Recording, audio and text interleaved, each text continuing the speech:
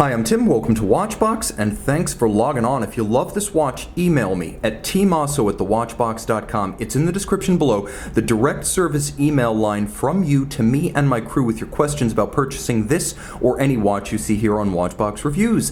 And today we're discussing the 2018 500-piece limited edition stainless steel Omega Speedmaster Moonwatch Hodinkee 10th anniversary, dedicated to 10 years of the American watch blog and vendor Hodinkee. Now the watch, though based on the CK2998 case and with a movement from the standard Moonwatch, features a dial inspired by the 1990s Speedmaster Day Date, an automatic reference 3820.53 owned by Hodinkee founder Ben Clymer. It has sentimental value and family associations to him. So this watch, though manual wind and time and chronograph only, references that historic 90s model. Now the timepiece fits essentially like the first Omega in space or the CK2998 that share this case.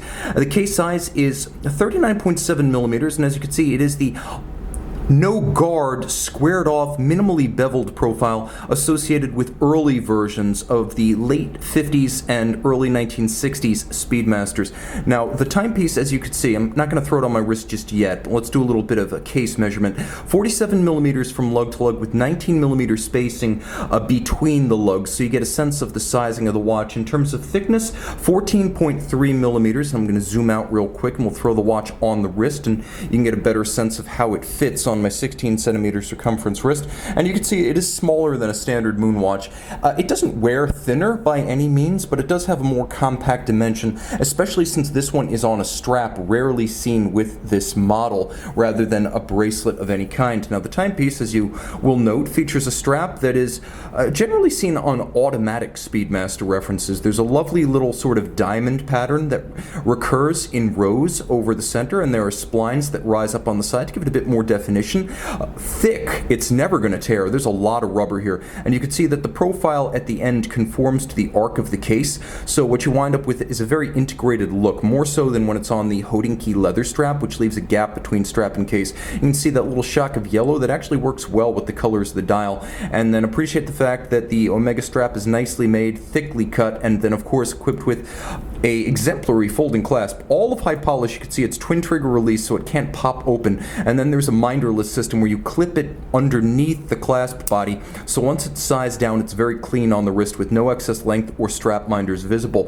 You can see the case band is relatively simple, satin finish longitudinally, and then polish on the bevels. You can see the bottom of the tachymeter bezel is polished, and the stainless steel of the case back featuring the notion of the Hodinkee 10th anniversary, as well as the limited edition with individual numbering. You can see this is the older style Speedmaster case because there is no asymmetry or shear guard for the chronograph pushers or the crown on the 3 o'clock side. As you can see, tachymeter bezel.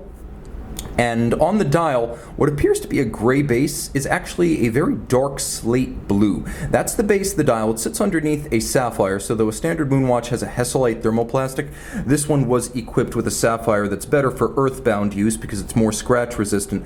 Now the dial is robustly loomed, and we'll take a look at that in a moment, but you can see that the imagery is a combination of Moonwatch, 1990s Speedmaster Day Date, and a little bit of 1970s Flightmaster chronograph with the minute, or I should say the chronograph seconds hand right here would have been a minute hand on the original. You'll appreciate that it still features the dished sub-registers of a standard Moonwatch, and outboard you can see there is an Arabic numeral scale for reading the minutes as well as seconds and fractions of second. Chronograph indicators are red and yellow varnished. You can see chronograph minutes, hours, and then seconds, and inside the case you can see on the back the hippocampus, a signature of the Speedmaster family, which started life as part of the Seamaster family, hence you have that seahorse back there, but it says 10th anniversary limited Hodinkee.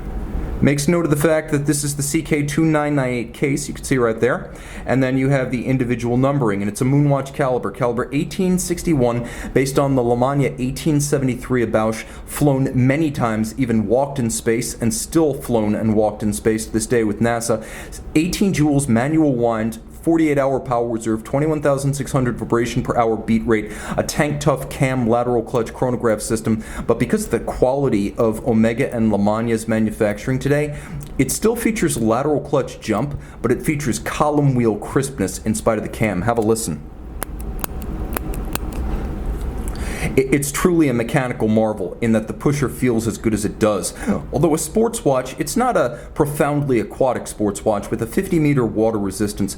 A 500-piece limited edition, this one unconventionally placed on a very handsome Omega factory rubber strap that changes the whole look and better matches the dial than the classically inspired Hodinkee contrasting stitch leather strap. See it and make it yours. Email tmosso@thewatchbox.com. And we're back with the Omega Speedmaster Hodinkee.